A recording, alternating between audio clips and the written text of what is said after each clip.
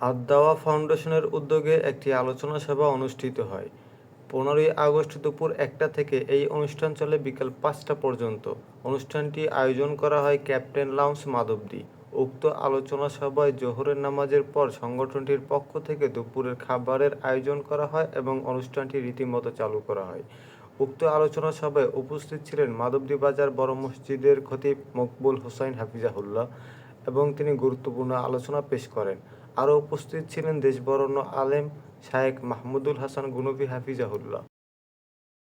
হতে পারে ওয়ালাউ কারিহাল মুশরিকুন, ইসলাম যদি বিজয়ী হয়, মুসলমান যদি জয়জয়কার থাকে, পৃথিবীতে যদি ইসলামের পতাকা কালিমার পতাকা উত্তীর্ণ হয়, তাহলে মুশরিকরা কি পছন্দ করবে না অপছন্দ করবে?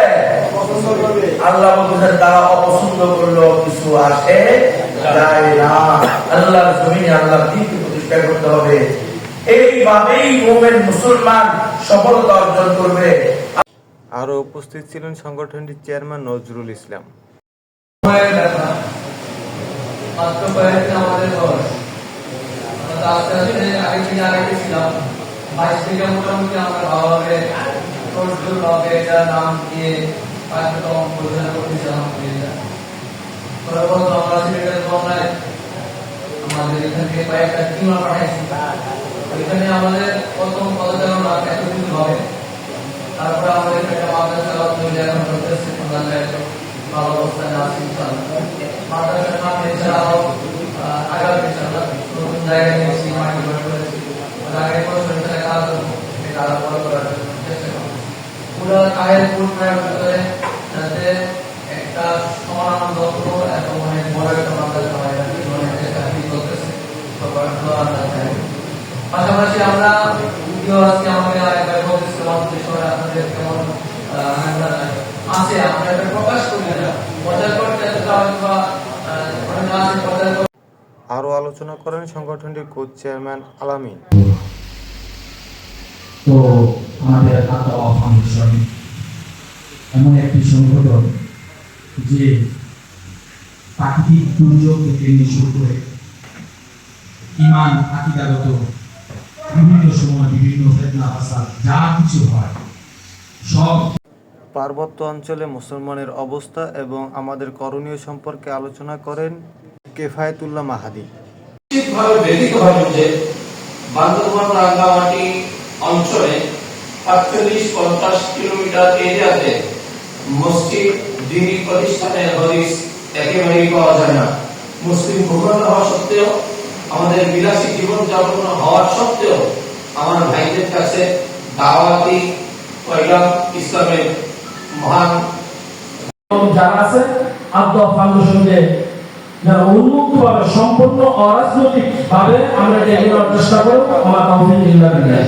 সংগঠনের গুরুত্ব নিয়ে আলোচনা করেন মাধবদী বাজার বড় মসজিদের খতিব মকবুল হোসাইন হাফিজাহুল্লাহ।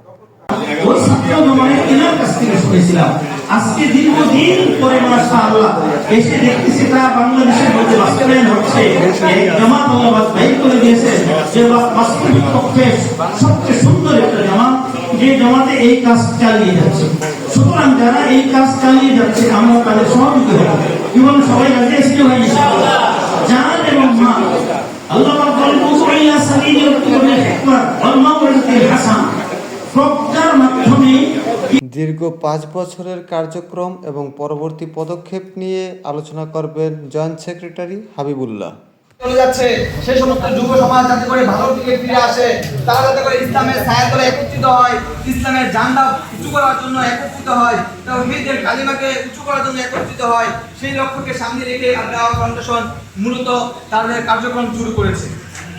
শুধুমাত্র তাওহীদ প্রতিষ্ঠা করা, ঈমান প্রতিষ্ঠা করা, সমাজের মানুষকে ইসলামের পথে নিয়ে আসা শুধুমাত্র এতটুকু দায়িত্ব নয়, ইসলামের পথে নিয়ে আসা তাওহীদ প্রতিষ্ঠার পাশাপাশি সামাজিক কাজেরও আমাদের কাছে গুরুত্ব অপরিসীম।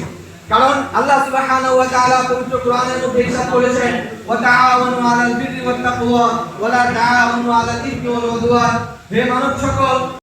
এবং সংগঠনটির উক্ত আলোচনা সভা পরিচালনা করেন সংগঠনটির সাধারণ সম্পাদক সাইফুল ইসলাম। দীর্ঘ 5 বছরের কার্যক্রম নিয়ে সংগঠনটির একটা 5 মিনিটের ডকুমেন্টারি পেশ করানো হয়।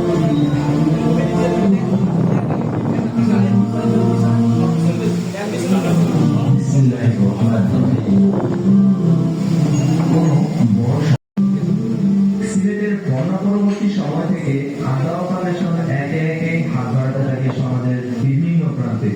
উক্ত আলোচনা সভা সংক্ষিপ্ত মোনাজাত দিয়ে শেষ করেন মুফতি মাহমুদুল হাসান গনবী হাফিজাহুল্লাহ। আল্লাহ ফাউন্ডেশনকে দিন দিন আপনি উন্নতি দান করেন।